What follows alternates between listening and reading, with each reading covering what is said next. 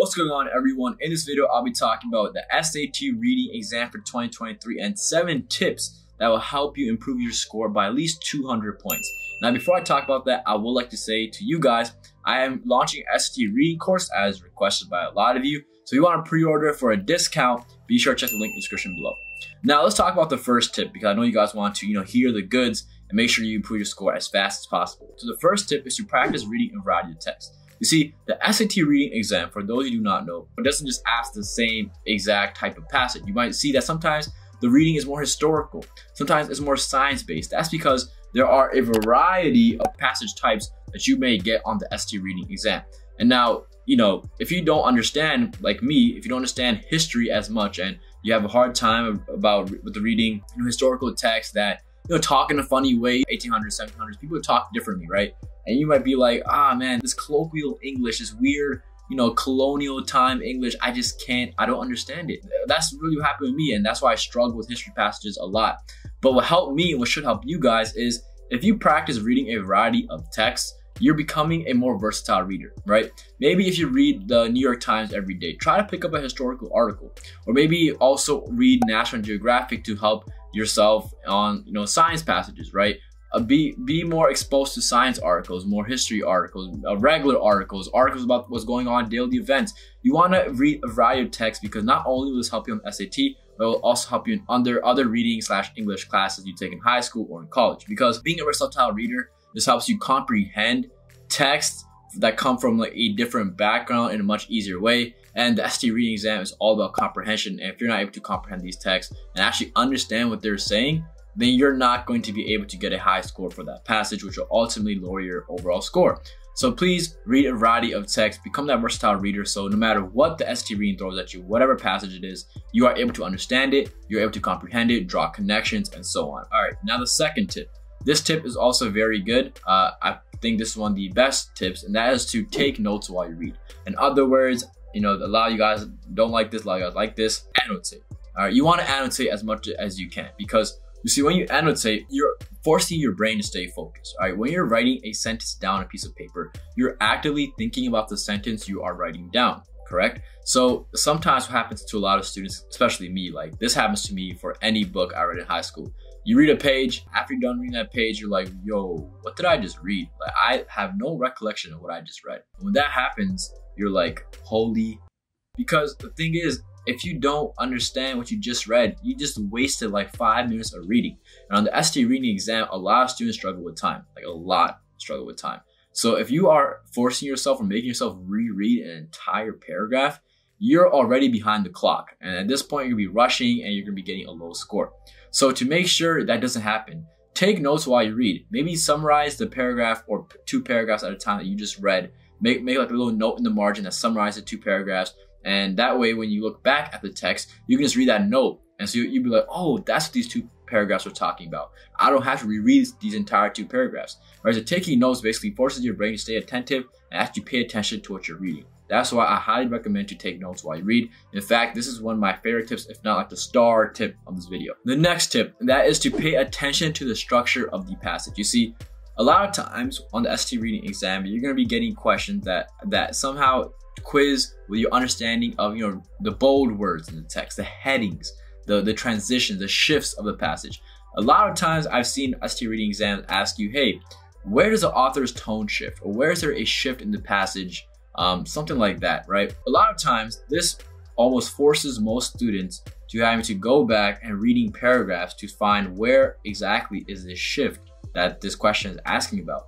And when they're looking for that answer, they are wasting a lot of time because it's not easy to find the shift, especially when there's so many sentences. You really got to find that those 2 or 3 sentences that support your answer that, hey, this is the shift. So the best thing to do is while you're reading the passage for the first time, pay attention to the structure. See, hey, is the author showing a different viewpoint? Is the author changing their viewpoint? Is a passage shifting in some sort of ways to talk about a new topic or transitioning to another topic? You want to pay attention to these things, all right? And by paying attention and looking for these things, like actively looking for them, again, you're forcing your brain to pay attention and focus on what you're reading. So not only are you taking notes while you read, and you can literally write the note of, hey, the shift is right here, and circle it. You're also paying attention to the structure of the passage. So now you're basically forcing your brain to comprehend what you're reading in 2 ways, not just 1, but 2. And now it looks like you'll be able to comprehend whatever you're reading. Now, the next tip is to use context clues to determine the meaning of unfamiliar words. All right,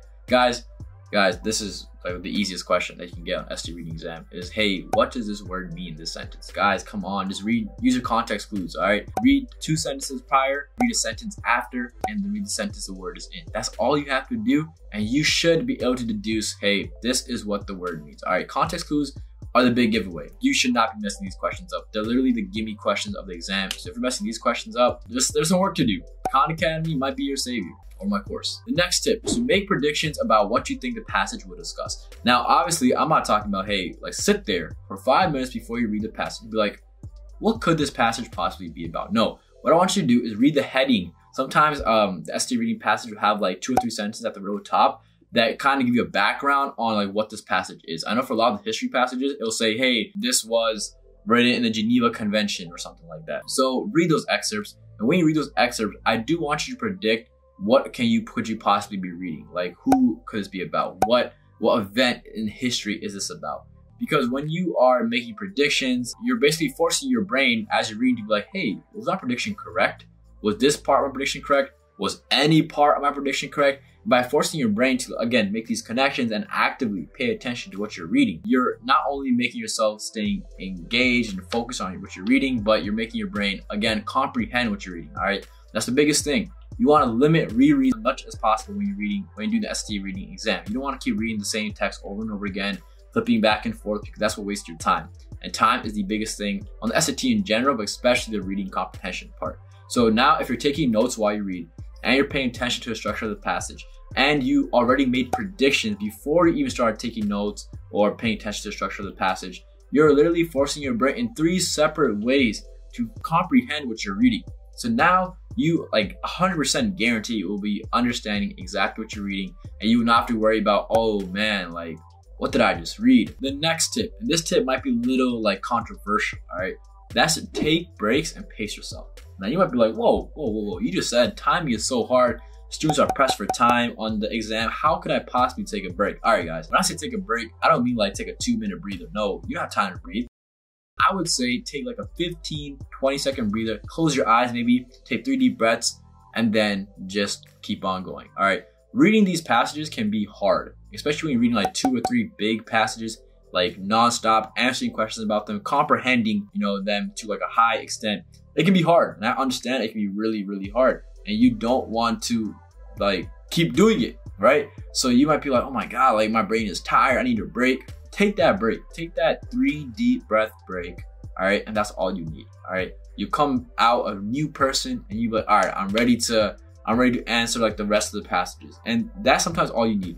And personally, I did that like before the exam, I'll take 3 deep breaths, and then halfway through, I would also take 3 deep breaths, because that just centers your mind, keeps you calm, keeps you focused. I know like when you take the SAT, your nerves are up, you're jittery, you're like, kind of anxious. Trust me, 3 deep breaths is all you need, and you'll be able to pace yourself and like be relaxed. Because if you're relaxed while taking the exam, that's the best way to really improve your score and guarantee your optimal score. And now my last tip is to review the questions before you read the passage. Now this is a given, right? This is another way of forcing your brain to comprehend what you're reading. All right, by reading the questions before you actually like read the passage, you're actually now looking for answers for these questions. You're like, all right, I remember one of the questions was, what's the main idea? And while I'm reading, I'll make sure by the time I'm done reading for the first time, I know what the main idea of this passage is, right? And that's all it really takes. That's it. So by reading the questions first, you're forcing your brain to actually focus on what you're reading, and you're also answering questions as you go. What a lot of students do, I realize, they read the passage first, then they do the questions, right? Why not do both at the same time?